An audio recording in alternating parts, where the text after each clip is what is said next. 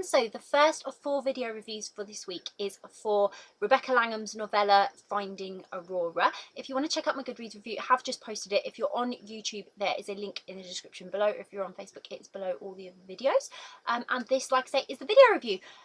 So Finding Aurora by Rebecca Langham. It is, like I say, it's a novella, so it's not a very long book, but it was still packed with action, and it was still such a heartfelt story.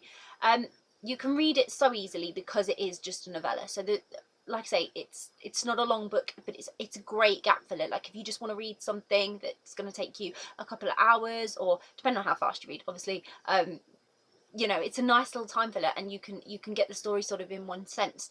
I absolutely adored the creative retelling. I really did. So Finding Aurora, for any of you Sleeping Beauty fans, Aurora is Sleeping Beauty, and this is a retelling of fairy tale classic Sleeping Beauty with the lesbic twist, which is always a great one. And so basically it sees the story of Talia, who she is a spellcaster. She's very powerful, and she is accompanying Prince Amir, who is in search of Princess Aurora because he wants to marry her and reunite his, you know, his land and their land. So it's threatened lands, you know. So it's basically following the same sort of story path, but on a twist. And Talia isn't really alone in her powers. She has like a vision beyond the veil of this person, this woman named Red. And so Red helps them.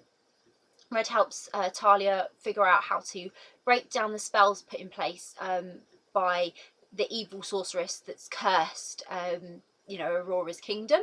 And they encounter quite a lot of stuff whilst they're going through the story. So it is got a bit of adventure in it, because obviously these cursed, or these curses that were placed on people at the time that Aurora was cursed, and fell under the power of the spell, have affected other people who as Talia and Amir are going through the process of trying to find Aurora, they're waking some of this magic, and therefore they're having to face and endure things. So it was quite emotional as well as a story. There was a lot of emotion packed in for such a short story as well, where the characters were concerned and their interactions with one another and their feelings and relationships, because they're also, although they're on a mission to, like an adventure to find Aurora, they're also sort of on a bit of a self-discovery as well, because they end up finding a lot about each other, and a lot about themselves, and just a lot of revelations about the kingdoms, I suppose, and everything that's happening around them and how it all came to be.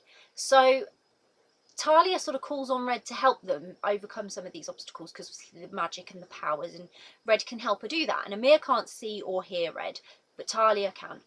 And you know, she hopes after the spell is broken that she can learn more about Red, because Red's just a vision to her. She just appears to her, obviously, beyond the veil, and she wants to know so much more about her. So it was a really intuitive and engaging novella, like really different, sort of not just following the basic lines of Sleeping Beauty and replacing a prince with a princess that comes and saves her, you know, thrown in a few extra characters and a few twists, which was absolutely great. And you know, Rebecca Langham, she's got this wonderful gift for telling short stories. She's really, really good at it. I read one before and I just thoroughly enjoyed it, and I wish there was more of it. So again, I really hope there'll be more of this one, because it was really good, and I'd really like to know sort of Talia and Red and the future, and you know, what happened when the curse broke. I really would. It would be really great.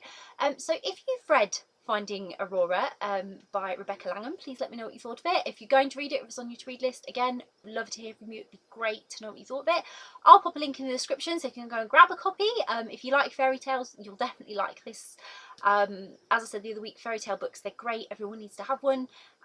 This one's a lovely little one if you just want something to read about princesses and powers, and just something different than the standard that you expect from the classic fairy tales. And if you do read it, I hope you enjoy it. Bye!